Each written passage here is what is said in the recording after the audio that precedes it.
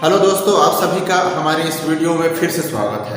निर्देशांक ज्यामिति का चैप्टर हमारे इस सीरीज में चल रहा है। कक्षा 10वीं के इम्पोर्टेंट प्रश्न के अंतर्गत हम यहाँ पर आपको लेकर आए हैं कुछ उदाहरण, निर्देशांक ज्यामिति के कुछ उदाहरण और प्रश्नावली के कुछ प्रश्न। तो यहाँ पर देखिए ध्यान से दोस्तों, इन दोनों प्रश्नों को कैसे बनाते हैं। और दोनों ही प्रश्न यानी कि एक ही टाइप का है, लेकिन मैं दो प्रश्न इसलिए लिया हूँ क्योंकि ये आता ही है प्रश्न। किसी दो बिंदुओं के बीच की दूरी ज्ञात कीजिए, ठीक है। तो इसके लिए एक सूत्र होता है, वो कौन सा है सूत्र, ध्यान से देखिए। पी क्यू यानी कि ये पी पहला बिंदु है, क्यू दूसरा बिंदु है, ठीक है। या दो बिंदु कुछ भी हो सकता है, ए बी भी ले सकते हैं। तो पी क्यू दोनों बिंदुओं के बीच की दूरी का सूत्र ये होता है under root x2 minus x1 P Q बराबर under root x2 minus x1 का whole square plus y2 minus y1 का होल स्क्वायर, ये इसका सूत्र होता है। दो बिंदुओं के बीच की दूरी इस तरह से हम निकाल सकते हैं। तो देखिए उसका अप्लाई किस तरह से करते हैं। यहाँ पर आप उदाहरण के प्रश्न पर आ जाइए। इस उदाहरण के प्रश्न में देखिए ध्यान से, दो बिंदु है, पहला P है दूसरा Q है ना। दोनों का जो कार्टेशियन है वो दिया हुआ है 2 - 3 और इसका 5 7, ठीक है। तो आप इस तरह से लिख लीजिएगा, दिया गया बिंदु है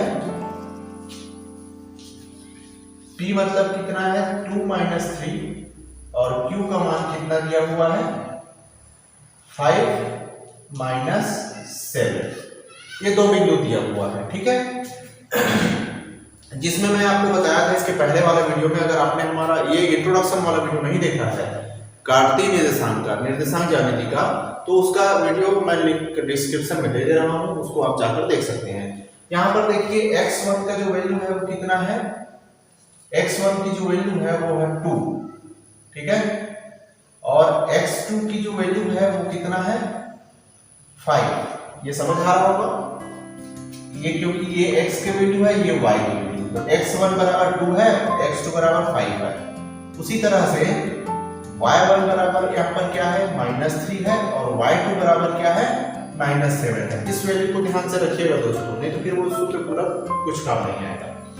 तो देखिए सीधा सीधा आप सूत्र को लगाएंगे, दोनों बिंदुओं के बीच की दूरी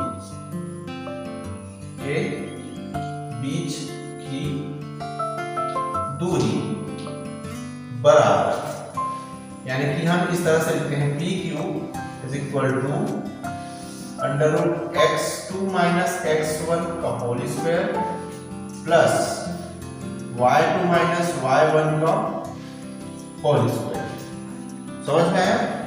इसमें आप मान बस को रख दीजिए, x2 x1 y2 y1 के मान को रख दीजिए। x2 का मान कितना है अंडर रूट 5 - 2 का होल स्क्वायर, ये प्लस का प्लस रखेंगे। y2 की वैल्यू कितनी है -7 और ये माइनस का माइनस लगाएंगे ही ना। और y1 का वैल्यू क्या है, y1 का वैल्यू है फिर -3, ठीक है।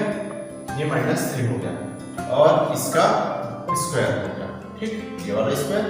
अब देखिए यहाँ पर 5 में 2 माइनस करेंगे कितना बचेगा 3 का स्क्वायर है, रख देंगे प्लस का प्लस।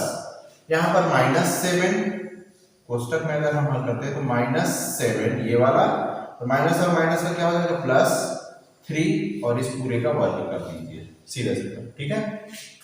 यहाँ पर देख लीजिए 3 का स्क्वायर कितना हो जाएगा 9 प्लस का प्लस, यहाँ पर -7 और ये क्या हो जाएगा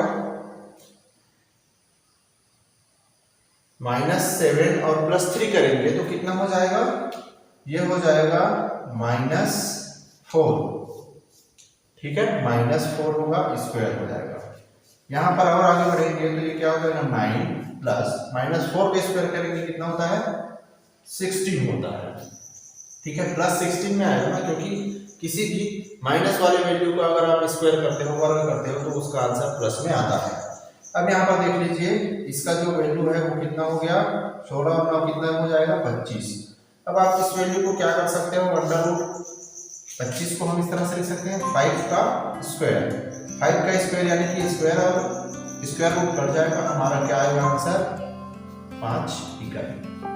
तो इन दोनों बिंदुओं के बीच की दूरी जो है कितना हो जाएगा 5 इकाई होगा, यही आंसर है। दोस्तों देखिए दूसरा प्रश्न की ओर चलते हैं। ये प्रश्नावली का तीसरा प्रश्न है। बिंदु 3, 4 की मूल बिंदु से दूरी आपका क्या होगा ये बताइए। तो यहाँ पर सेम यही सूत्र लागू होगा, लेकिन कैसे हल करना है ध्यान से देखिए। ये इस तरह से हल होगा, दिया गया बिंदु है उसको इस तरह से लिख लेंगे, ठीक है। बिंदु 3, 4 ये क्लियर। बिंदु 3, 4 दिया हुआ है। इसके बाद देखिए बिंदु 3, 4 से और मूल बिंदु की जो दूरी है वो क्या है, यहाँ पर आप लिख सकते हो मूल बिंदु, ठीक। मूल बिंदु क्या होता है आप सभी तो जान ही रहे हो। मूल बिंदु क्या होता है 0, 0। तो यहाँ पर मैं जैसे इसमें लिखा था x1 की वैल्यू क्या है, x2 की वैल्यू क्या है, उसको आप समझ से आइए। y1 और y2 की वैल्यू क्या है, इनको आपको लिखना है। x1 की वैल्यू कितनी है 0, x2 की वैल्यू कितना है 3, y1 की वैल्यू 0 और y2 की वैल्यू 4। ये समझ आया होगा। अब आप सीधा ना दो बिंदुओं के बीच की दूरी, ठीक है, उस सूत्र को आप लगा देंगे। दो बिंदुओं के बीच की दूरी